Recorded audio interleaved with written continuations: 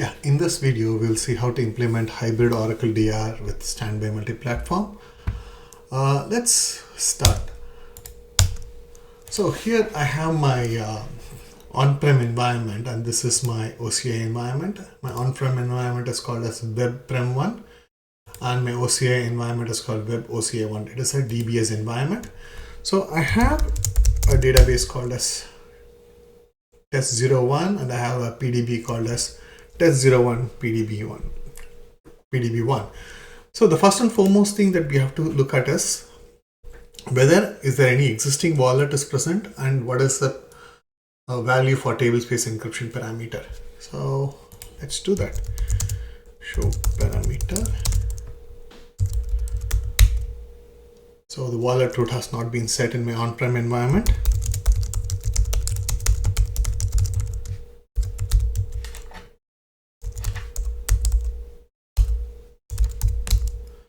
So the tablespace encryption parameter is set as manual enable.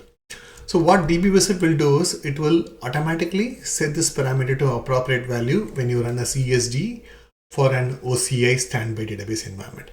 So before doing that, the first thing that we have to do is we have to create the locations for my wallet root.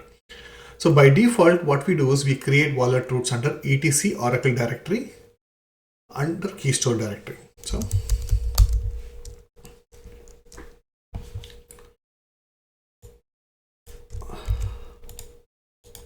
on my on-premise, I have created a directory called etc Oracle keystore, and then also, so there is already, and I have also changed the permission. So I repeat the same in my standby server as well.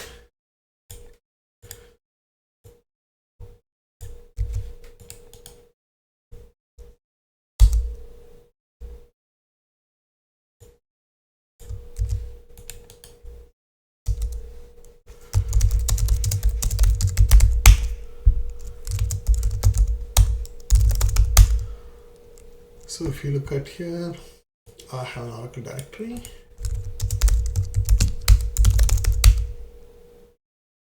Keystore.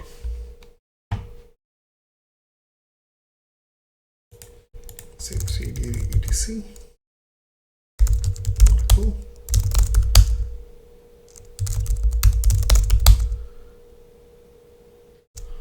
Good. So now I have created the necessary directories. Now let's go into creating my DDC configuration. So installed version 12.3.1 here. So let's start with Oracle. So I'm choosing my on-premise environment. And then let me choose the available database. And I'll choose my OCI environment. Here is it. So it automatically recognizes that my standby is an OCI environment. But before moving further, let's also check whether I have created my ARC test location as well. Let's go to primary.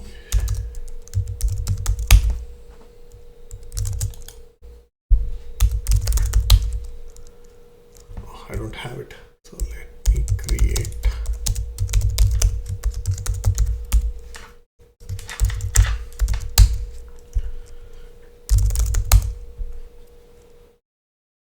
So let's do the same for standby as well.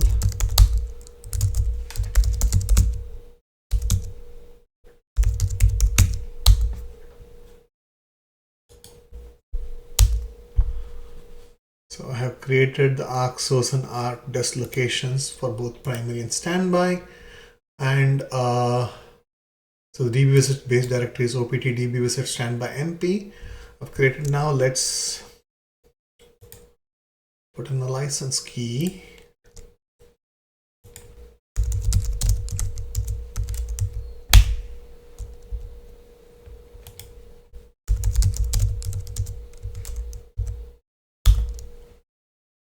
So I'm going to place a 30-day license key here just for testing purposes.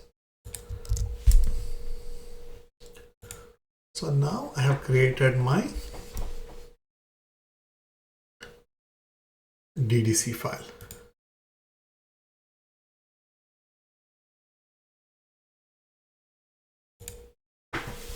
Now the DDC has been created.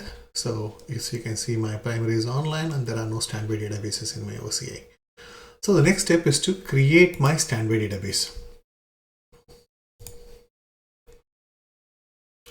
So what I'm going to do is I'm going to show you a brief steps of how the standby database is getting, what are the prerequisites and initial steps, and then we'll move on once the standby database is created. So we'll pause in between.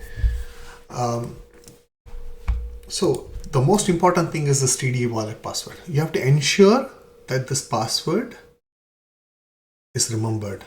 Do not forget this password. So we cannot insist it hard enough or more enough. So this password cannot be forgotten. So let me give a random password. Not a random password that I remember.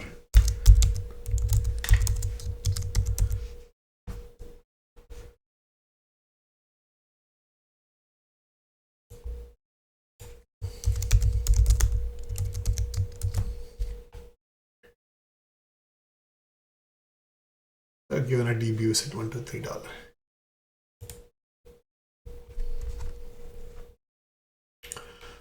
So now I have to look at where I have to put my backup files and everything. So let's go to the primary server.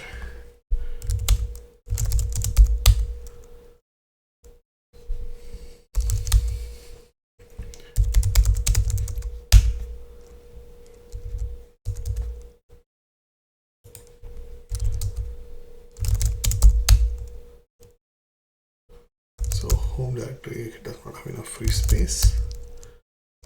Let's look at U01 app Oracle KDIR backup.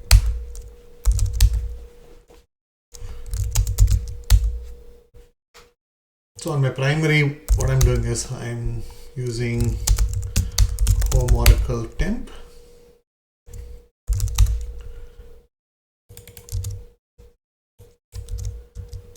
My standby, I'm using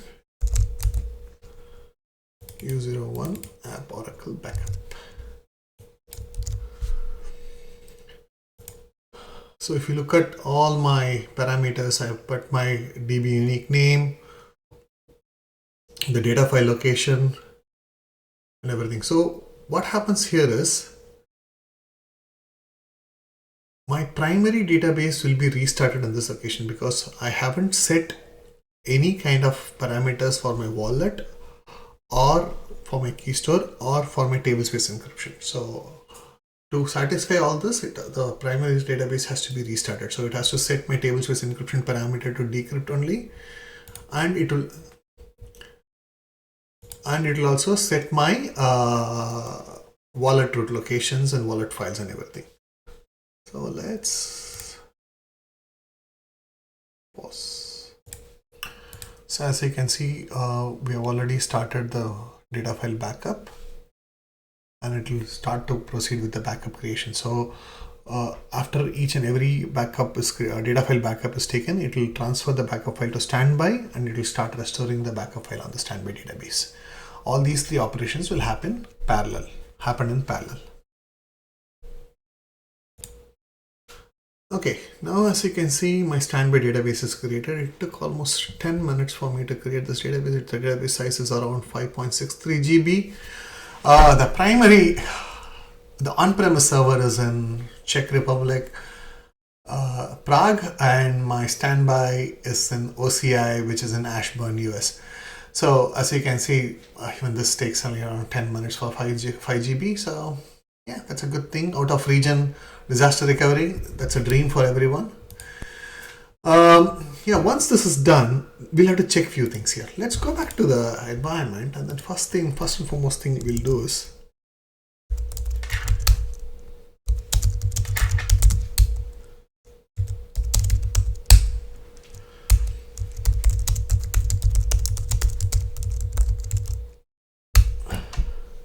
so as you can see, my tablespace encryption parameter is now decrypt only. and my wallet root is also set. And in my OCI environment,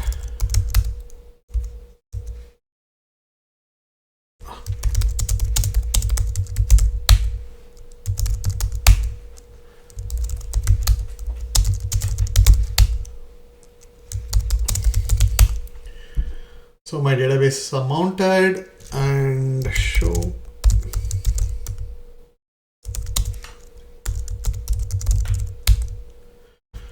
So my tablespace encryption parameters is auto enable. So you cannot change this parameter value in your OCI environment. By default, it will be set as auto enable, and you have to retain it as auto enable. You cannot reset it. Even if you try to reset this parameter, the parameter will go back to auto enable.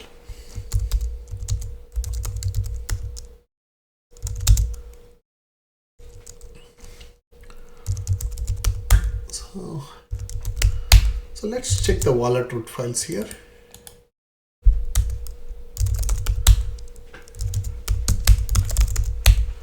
So all my wallet files are here on my standby environment, which is my OCI. And if you look at these files will be present in my primary as well. And one of the most important things that we have to check is whether my primary and standby environment is encrypted or not.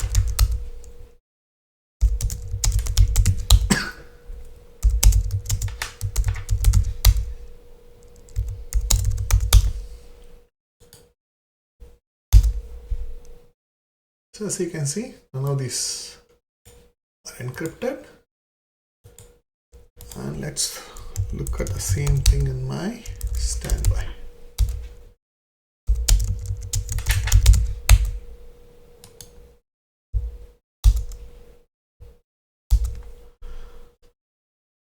So when you look at these parameters, by default it is all unencrypted. So initially when you run this query, it will show as no, but when you eventually when you start to send and apply logs, it will automatically show that all my data files is encrypted on my standby OCI environment. So this is very, very important. So you have to ensure that all your data files are encrypted specifically for your PDBs. By default, the standby database, the PDBs will not be encrypted. It will be left as unencrypted only. So it doesn't matter. It should be perfectly fine. So next thing that we have to worry about is to see if I create a data file, a tablespace on my on-premise environment, whether that data file and tablespace created on the standby is encrypted or unencrypted.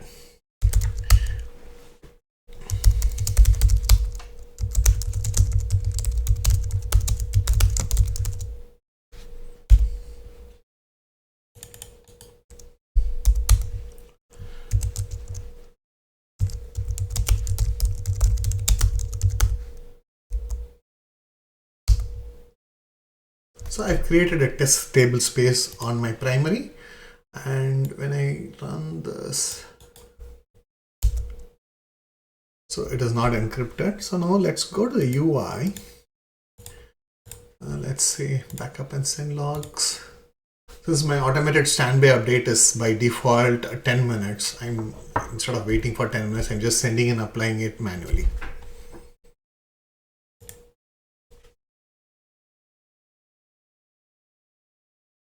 This is completed, and then let me apply logs.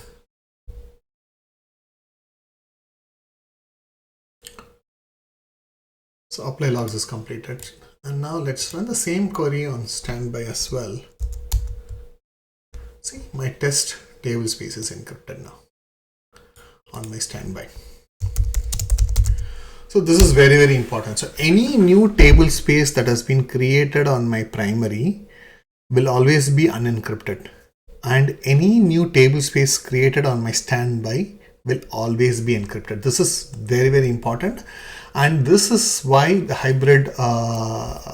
hybrid makes a huge difference for you as well, because you can still retain your on-premise environment with an unencrypted tablespaces while ensuring that your OCI environment is encrypted.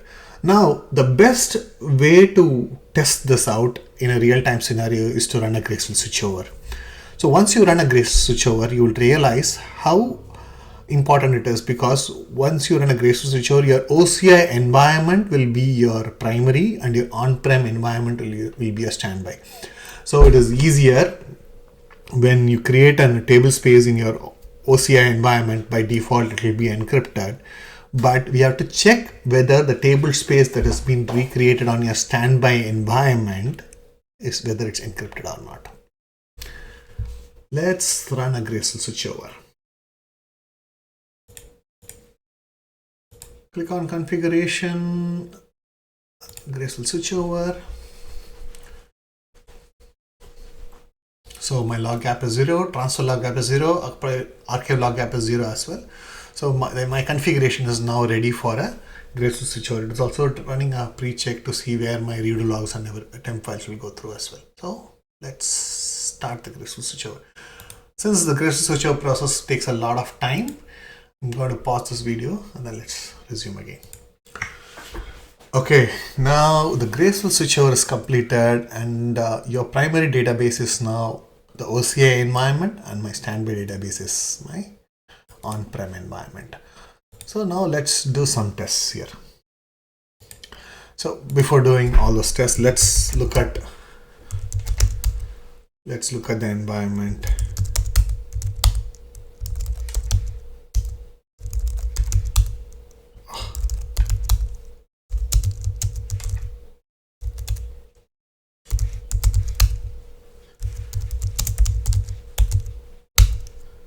So my OCI environment, that is web OCI, is now primary. So my test PDB1 is read-write mode. Let's run the query to check whether my data files and table spaces are encrypted or not encrypted. It should be encrypted because my OCI environment is already encrypted, right? So it's encrypted here, and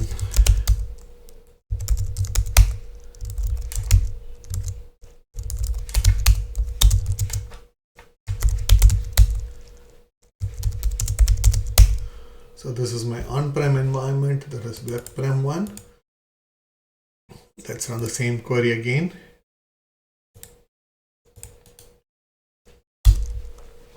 It's no. So now let's add a data file in my OCI environment. So alter session set container is equal to.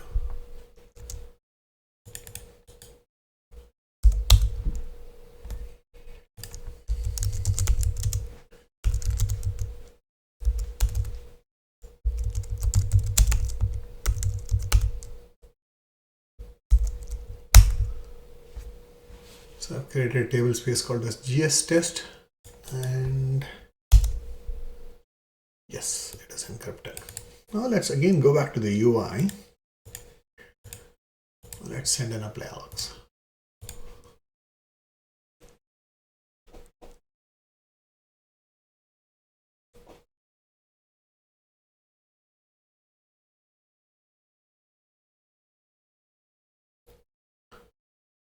So my backup is completed. Let me apply logs.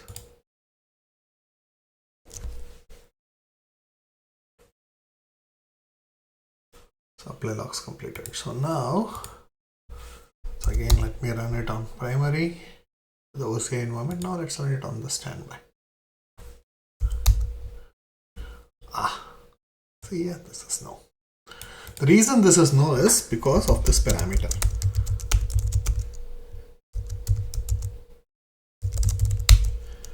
The tablespace encryption parameter.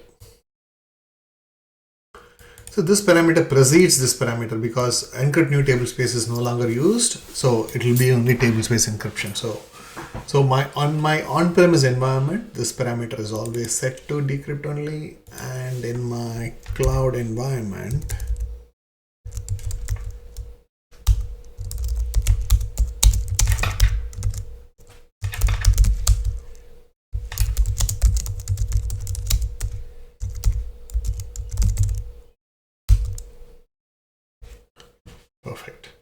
So as you can see here on my cloud environment, it is set as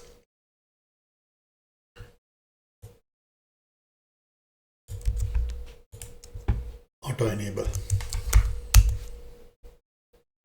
Now let's look at, for example, if I have to look at my password for my key store and to validate whether my key store is working fine or not. So we have to ensure all those things to see whether my steps are still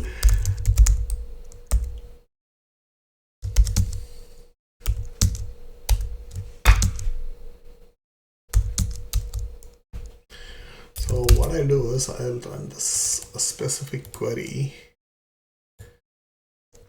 that would